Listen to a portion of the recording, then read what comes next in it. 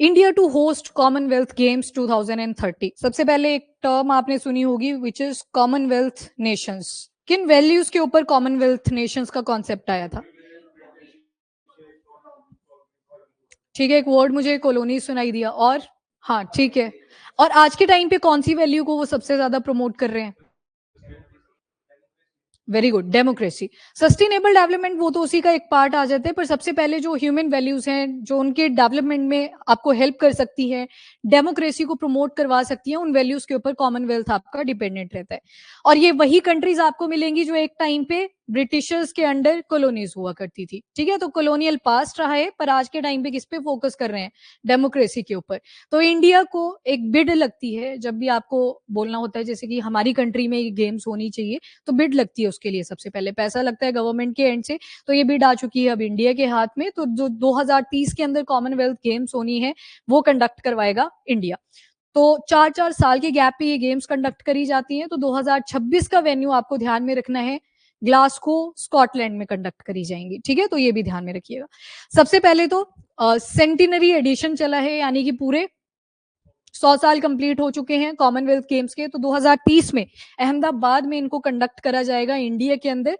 और 2036 में इंडिया ने ओलंपिक्स भी कंडक्ट करने हैं। तो काफी ज्यादा इमेज बिल्डिंग वाला भी होगा, आइकॉनोक्लास्ट भी हो सकता है। अगर अच्छे से गेम्स कंडक्ट नहीं हुई तो अपनी बेइज्जती भी हो सकती है, पर अगर बहुत अच्छे से कंडक्ट करी जाती है तो एक रेपुटेशन बन जाएगी। तो डेवलपिंग कंट्री के लिए ये चीज एक पॉजिटिव नोट पे हम लेके चलेंगे। और लास्ट टाइम कब होस्ट करी थी? तो 2010 में, जो दिल्ली में हुई थी। एंड इसके बाद कॉमनवेल्थ गेम्स का अगर रिकॉर्ड देखें इंडिया के केस में तो काफी स्ट्रांग रहा है। जैसे बर्मिंगम में 2022 में हम 4th रैंक के ऊपर आए थे, तो अच्छा रिकॉर्ड रहा है। 2026 का जो वेन्यू रहेगा वो ग्लासगो स्कॉटलैंड में रहेगा। तो 4 साल के गैप पे होती है, फिर 2030 में इंडिया के अहमदाबाद में ये कंडक्ट करी जाएंगी।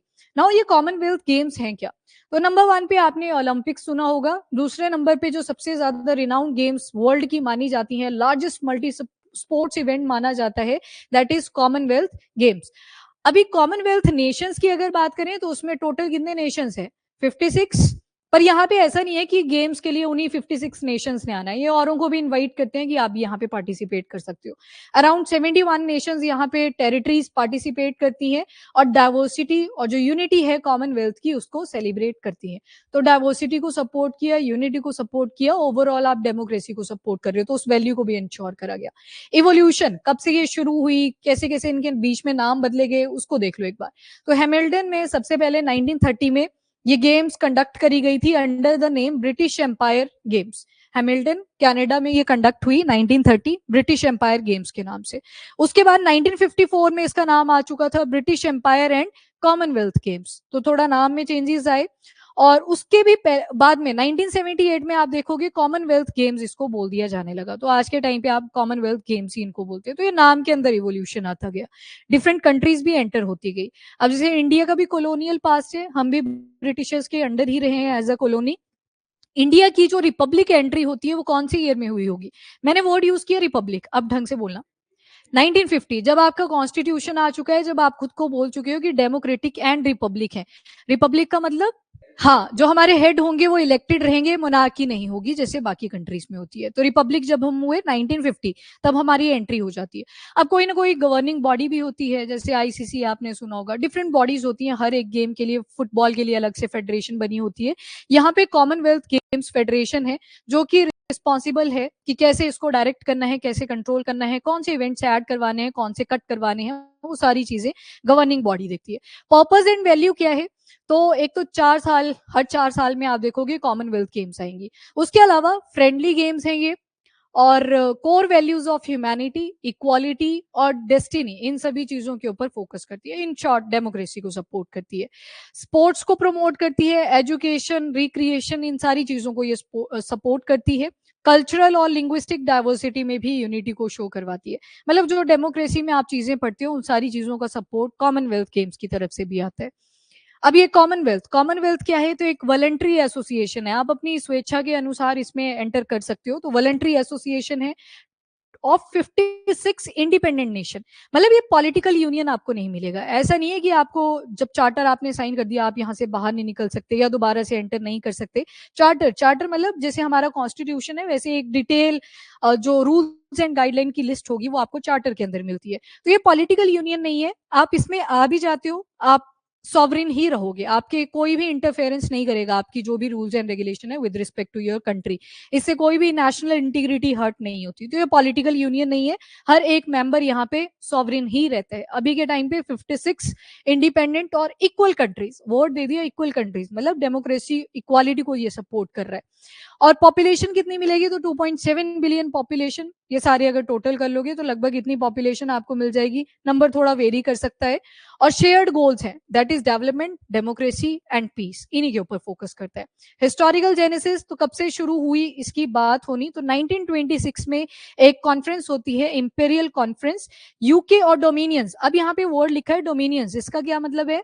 हाँ ठीक है, डोमिनियन। जैसे आपने एंशियंट हिस्ट्री में एक वर्ड सुना होगा सुजरैनिटी, सुना है ये वर्ड? क्या मतलब होता था इसका? हाँ वेरी गुड। एक किंग होगा जो दूसरे किंग के ऊपर रूल कर रहा होगा, बोलेंगे तो इसको भी राजा ही, पर चलेगी किसकी? जो ऊपर बैठा होगा, मेन लीडर होगा। वैसे ही वर्ड आता है बाद में डोमिनियन, कंट्रीज के रिस्पेक्ट में, कि आपकी जो फॉरेन अफेयर्स हैं यानी कि कम्युनिकेशन है, आपकी मिलिट्री है, उसको हम देख लेंगे, बेशक आपकी कंट्री है। तो पहले यही तो बोला था यूके ने इंडिया को, ब्रिटिशर्स ने यही तो बोला था इंडिया को कि आपको हम डोमिनियन स्टेटस दे देंगे। मतलब आपकी जो मिलिट्री है, जो मेन डिसीजन रहेंगे मिलिट्री के रिस्पेक्ट में या फॉरेन अफेयर्स के रिस्पेक्ट में, वो हम देख लेंगे, पर आप भी कंट्री रहोगे। तो उस टाइम पे अब 1926 की बात हो रही है, तो यूके और डोमिनियन वर्ड यहाँ पे यूज करा है। मतलब अभी भी कॉलोनीज बन रखी हैं, यूके का एक्टिव रोल उन कंट्रीज के अंदर आपको मिल रहा है, जो फॉरेन अफेयर और मिलिट्री वाला पॉइंट था। तो इन्होंने सभी ने एग्री करा कि हम इक्वल मेंबर्स रहेंगे। ब्रिटिश एम्पायर अभी भी आपको डोमिनेंस दिखाई दे रही है, ब्रिटिश एम्पायर ही रहेगा, इसमें कंट्रीज ऐड करती जाएंगी, जो आपका ये कॉमनवेल्थ बनने वाला था।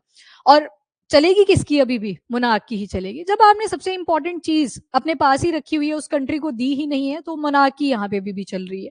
उसके बाद ये जो ऑटोनमी होगी वो आप अपने हिसाब से रिटेन कर सकते हो, बाकी जो इंटरनल आपके अफेयर्स रहेंगे आप अपने हिसाब से देखो। 1926 के बाद 1949 जब लंदन डिक्लेरेशन आता है और जब एक्चुअल में कॉमनवेल्थ गेम्स का ओरिजिन भी होता है, तो ये लंदन डिक्लेरेशन के ही अंडर हुआ था। जो मॉडर्न कॉमनवेल्थ ऑफ नेशन है, ये रिपब्लिक्स और जो नॉन ब्रिटिश मोनार्कीज हैं, तभी तो बोला 56 इंडिपेंडेंट कंट्रीज आपको कॉमनवेल्थ नेशन में मिलेंगी, पर गेम्स में कितनी लिखी हुई थी? अराउंड 71। तो नॉन ब्रिटिश मोनार्कीज वो भी ज्वाइन कर सकती थी। तो लंदन डिक्लेरेशन के अंडर ये गेम्स एक्चुअल में एक्टिव हो जाती है, जिसमें लोग फिर पार्टिसिपेट करना शुरू करते हैं। मेंबरशिप में अगर देखोगे तो अभी के टाइम पे 56 इंडिपेंडेंट कंट्रीज हैं। चार्टर पे बस साइन करने होते हैं कि बस आपको दिखाना है कि हम भी इसके मेंबर हैं। जैसे 2022 में गैबन और टोगो दो कंट्रीज हैं। कौन से कॉन्टिनेंट की हैं ये? अफ्रीकन। थोड़ा सा मैप पे देख पा रहे हो कहाँ जैसे मिलेगी? इस तरह से था, यहाँ पे जैसे आपको टोगो मिल गई थी और यहाँ पे गैबॉन, यहाँ पे थी पक्का? हाँ यहाँ पे थी गैबॉन। तो इन दोनों ने 2022 में एंट्री ली थी। वैल्यूज एंड गवर्नेंस अगेन वही है जो मैंने आपको बताया। सेक्रेटरीट कहाँ पे होंगे इसके? हेडक्वार्टर्स लंदन, लंदन में लोकेटेड है। And India and Commonwealth, India की बात करें तो इंडिया लार्जेस्ट कॉमनवेल्थ मेंबर है अगर पॉपुलेशन के हिसाब से देखें, और फोर्थ लार्जेस्ट फाइनेंशियल कंट्रीब्यूटर भी है। पैसे सारी कंट्रीज को देने पड़ते हैं, वॉलंटरली देते हैं, कितना पैसा उनके हिसाब से, इकोनॉमी के हिसाब से रिलायबल है, तो इंडिया फोर्थ लार्जेस्ट आ जाता है। और कॉमनवेल्थ समिट, ये समिट है जो मीटिंग्स होती हैं इनकी, तो 1983 में इंडिया ने होस्ट करी थी। और जो गेम आ गई वो दिल्ली वाली आपने देख ली, जो 2010 में होस्ट करी थी। अभी खैर इसकी जो ज्यादा अपडेट आएंगी वो 2030-29 में आनी शुरू होंगी। तब तक आपका पेपर क्वालिफाई हो जाना चाहिए, ताकि आप कंडक्ट करवाएं, ना कि इनको पढ़ रहे हो। ठीक है, समझ गए? कंडक्ट करवाएं, वहां पे एक्टिव रोल हो आपका एज ए एग्जीक्यूटर, तो उसकी तरह।